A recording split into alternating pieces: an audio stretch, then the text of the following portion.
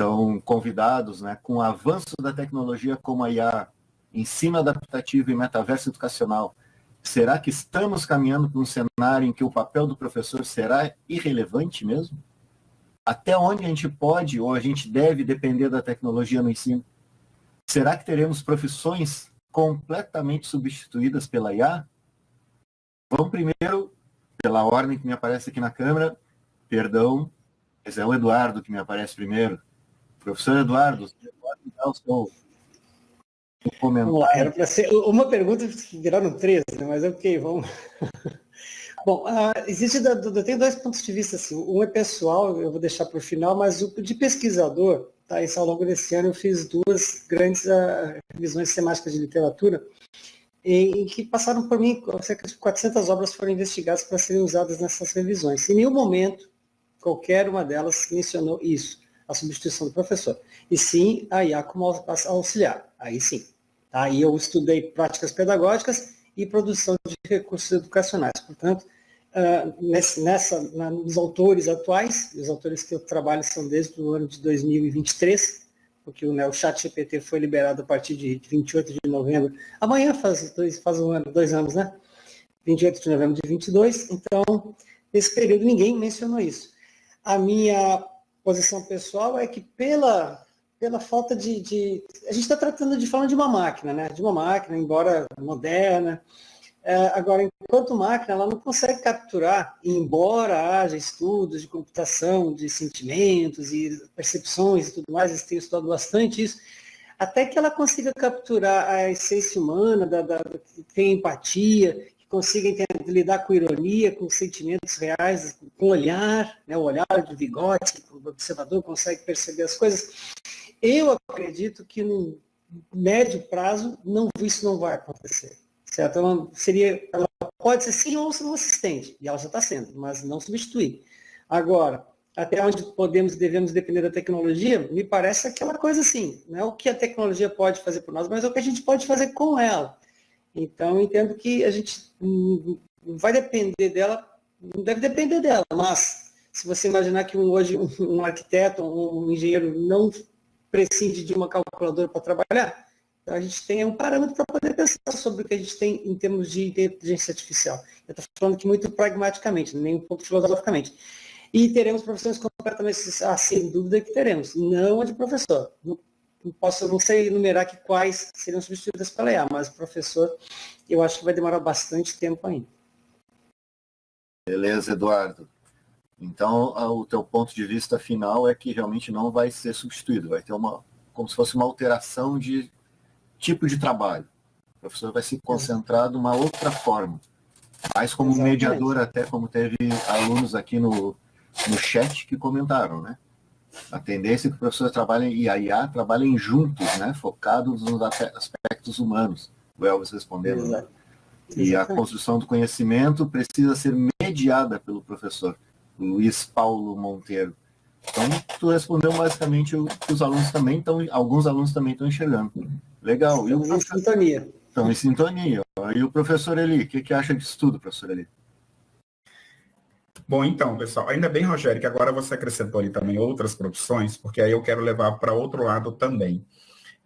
Bom, além de ser professor aqui no IFSC, eu sou coordenador de publicações do Instituto, e em função disso, há umas 2 semanas eu estive no Congresso da Associação Brasileira de Editores Científicos, a ABEC Brasil, e lá estava nada mais, nada menos do que o Abel Packer, que é o fundador da coleção Cielo, né? Vocês que publicam devem saber que o Cielo é a coleção brasileira que todas as revistas brasileiras, ou quase todas, sonham em entrar na coleção Cielo. E o tema do Abel Packer foi justamente o trabalho da tecnologia. Ele levou vários personagens para discutir o uso da inteligência artificial em substituição, em parte, do trabalho do editor de revista científica, que a gente poderia levar também para o lado do professor, né? Depois, se vocês quiserem ver o trabalho do que foi publicado lá, os slides estão todos lá, eu vou colocar aqui o meu Insta, Editoria em Foco. Lá no Editoria em Foco eu publiquei um post com o nome Inteligência Artificial na Editoria Científica, tá? E aí o que eu vou falar para a editoria científica também é óbvio que vale para outras profissões e também para de professor. E comungo com as ideias que o Eduardo falou aí. Em parte, alguns trabalhos podem ser substituídos, sim, né? E no caso da editoria científica, e no caso da educação como um todo também. Aquelas coisas que são que dependem de coisas, digamos, mais simples, podem ser substituídas e até com alguma relativa complexidade. Não quer dizer que a inteligência artificial não consiga realizar coisas com complexidade, a gente sabe muito bem disso, né? Mas, no caso, então, tanto da editoria científica quanto da docência, é óbvio, a gente já falava disso, gente, quando surgiu CDs, se será que as aulas em CDs não é substituir as aulas dos professores, né? E agora o que a gente tem é chat GPT, que o aluno pode ir lá mandar a pergunta dele. Então, o que essas tecnologias novas a gente tem, sobretudo com a inteligência artificial, é que elas potencializam coisas que antes eram muito mais difíceis de fazer, né? Antes era muito complicado ter que abrir uma enciclopédia Bassa impressa para eu saber o significado de um verbete. Agora eu jogo lá numa inteligência artificial, o verbete, além de ter o resultado do verbete, eu tenho N conexões, né? Então, o papel do professor, ele fica mais complexo, porque cada vez mais o professor tem que ser competente para fazer mediação, né? Na semana passada, eu estava dando aula aqui na pós, em mídias daqui do IFSC de Florianópolis, com meu colega Ego, e a gente estava justamente discutindo. Eu trago até um livro que é de um cara chamado Lorenzo Teber, que é isso aqui, ó, O Perfil do Professor Mediador.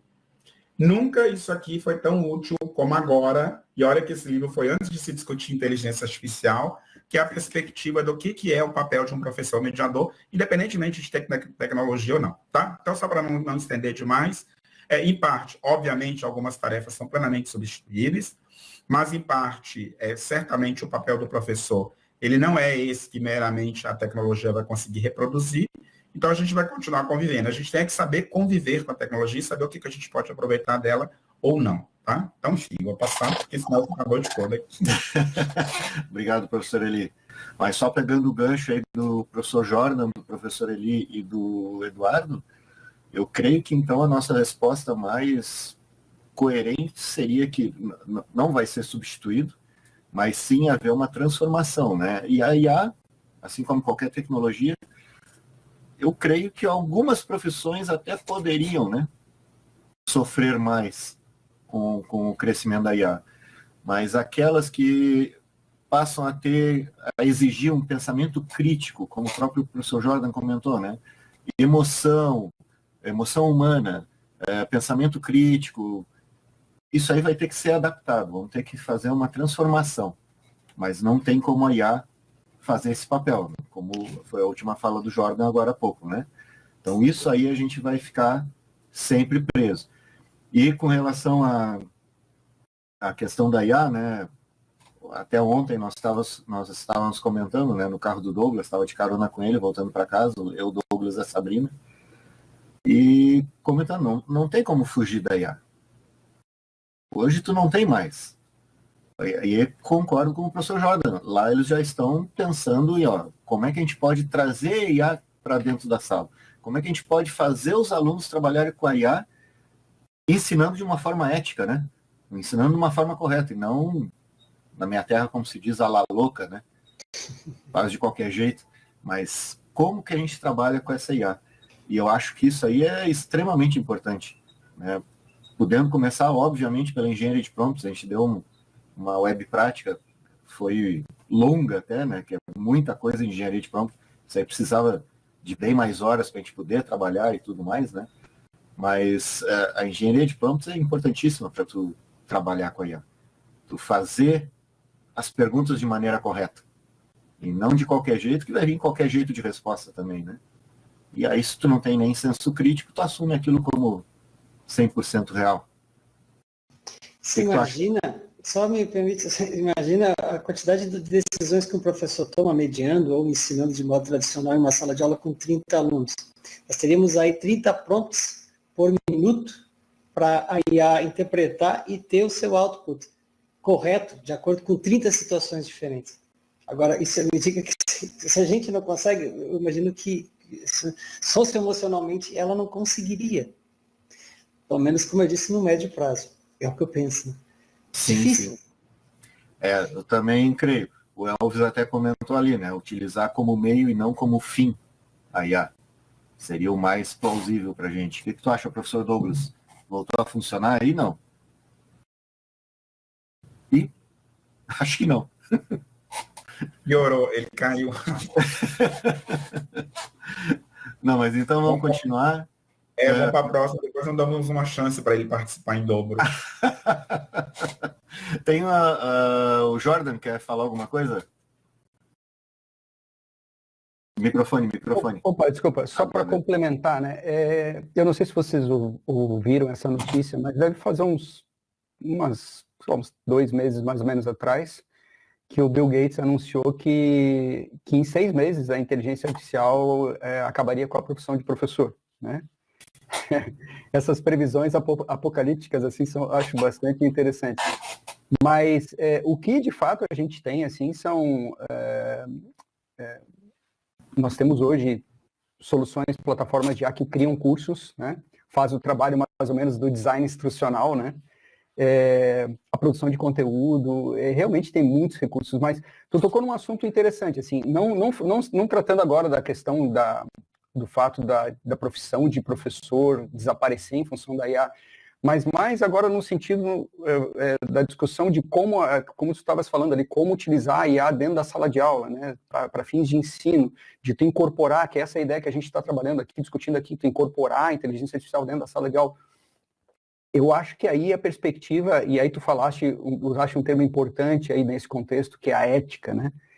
É impressionante, eu estou escrevendo esse livro, como eu comentei, já faz uns 2 anos já. A gente já deve estar com umas 200 páginas, expectativa de publicar esse ano. Mas nessas nossas investigações para produzir esse livro, é impressionante a quantidade de obras que foram publicadas num curtíssimo espaço de tempo sobre essa temática, a ética aplicada à inteligência artificial, né? E hoje em dia a gente vivencia isso diariamente, né, na sala de aula, com relação à produção textual dos nossos alunos, né? A questão da propriedade intelectual, né, e tudo mais, e plágio, esses problemas todos. Então, a minha posição aqui na universidade também é muito no sentido da educação para o uso da IA, né? E nesse processo de educação para o uso da IA entra justamente essa temática da ética, né, muito importante, mas principalmente ensinar o aluno a usar a ferramenta, né, de maneira, de novo, ética, né, respeitando aí os preceitos das boas práticas e tal. Porque uma coisa é fundamental e é elementar nesse processo. Se você não tem os conhecimentos internalizados, né, o ser humano não internaliza conhecimentos, não aprende objetos de conhecimento, ele não tem como construir prompts, não faz sentido? Como é que eu vou pedir para a IA fazer alguma coisa se eu não sei como pedir, se eu não sei do que trata o tema? Se eu não conheço o tema preliminarmente, né? Então, a IA, eu penso que ela precisa ser vista pelos estudantes e depois futuros profissionais como uma ferramenta que vai potencializar o seu trabalho no dia a dia, dentro de uma organização, seja ela qual for, né? Então, aí, a necessidade da educação para a IA, no sentido de que a IA não vai resolver todos os problemas do mundo, lembrando que a IA surge lá em 1957, né, com os primeiros pesquisadores discutindo a temática, e logo depois surge o tal do GPS, né, não é o GPS do Sistema de Posicionamento Global, né, o General Problem Solver, né, a ideia de tu ter um sistema que resolvesse todos os problemas do mundo. Agora, com o LLMS, a gente está chegando mais ou menos perto desse momento, talvez, mas ainda não, né? Então, eu acho que é importante o aluno ter esse entendimento, a gente educar os nossos alunos para utilizar a IA, não afastar a IA como se fosse o bicho de 7 papão, ou o bicho papão, ou o apocalipse, né? Mas no sentido de que os robôs vão tomar conta dos seres humanos, mas mais nessa perspectiva de que, poxa, eles precisam aprender coisas, aprender conhecimentos, internalizar conhecimentos, para poder utilizar a IA de modo a potencializar a sua capacidade produtiva depois no mercado de trabalho, né? Então, para concluir, eu fiz um exemplo, acho que o Carlos aí comentou uma coisa interessante, né? De você precisar de 30 prompts diferentes, né, Carlos, na sala de aula. Eu fiz uma experiência faz 2 semanas aqui na sala de aula. Eu estou dando aula de Excel avançado para os alunos, e aí eu me dei conta assim, eu estou dando aula ensinando os alunos a programar, fazer algumas macros no Excel, programando em Visual Basic, né, VBA. E eu disse, poxa, quem sabe eu não uso a IA para fazer uma macro, né? Porque ninguém sabe, os administradores não sabem, nem querem saber programar em VBA, nem eu sei, né, bem da verdade. Então, assim, criei um prompt e disse assim, olha, eu quero que você automatize essa e essa processamento de dados no Excel, usando a função que você achar melhor. Ele criou uma macro, uma VBA, um código, um script completo. Eu rodei, olhei aquele script e disse, não acredito. Como é que pode? Ele fez várias coisas, várias tarefas e resolveu o problema, processou os dados do jeito que eu imaginei. Aí o que eu fiz? Pô, eu vou demonstrar esse negócio para os meus alunos, né? Porque a gente está falando disso, eu estou justamente falando disso. Pô, como utilizar a IA para resolver problemas do dia a dia, né? Trazer para o contexto da sala de aula para aprender, para ensinar eles a como usar depois no ambiente profissional. E aí eu pedi eu entreguei o prompt para eles. Olha que interessante. Eu entreguei o prompt para eles que eu tinha feito e eu pedi para que eles rodassem nas suas máquinas. O que aconteceu? Deu tudo errado. Porque cada máquina, cada requisição de cada aluno gerou uma resposta diferente. E a conclusão é que o script que foi gerado em VBA pela IA foram scripts diferentes, não necessariamente totalmente diferentes, mas com alguma diferença. E aí, na hora de executar o script, deu errado. Uma experiência muito interessante, hein? Mesmo prompt, diferentes respostas, em máquinas diferentes. Máquinas diferentes, com requisições diferentes, com respostas diferentes. Então, assim, acabou que não deu certo a minha experiência com os alunos. Eu não consegui alcançar o objetivo, que era fazer com que eles ficassem impressionados com a possibilidade de utilizar a IA para resolver um problema, né? Uma aplicação bem interessante da IA, construir scripts em VBA que ninguém sabia desenvolver. Enfim, mas é nesses aspectos. Então, a IA erra. Eu estou usando muito para desenvolver muitas atividades e eu percebo isso. Ela comete muitos equívocos. Às vezes, chega no momento de estresse que a gente não consegue evoluir mais. Eu tenho que criar um prompt novo.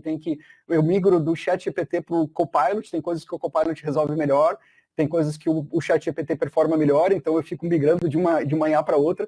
Mas, e é assim, tentativa e erro, ajuste de prompt, essa questão da engenharia de prompts.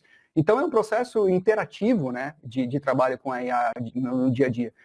Mas, enfim, eu estou mais trazendo coisas que eu estou pensando aqui do que não tem resposta para... Infelizmente. É isso.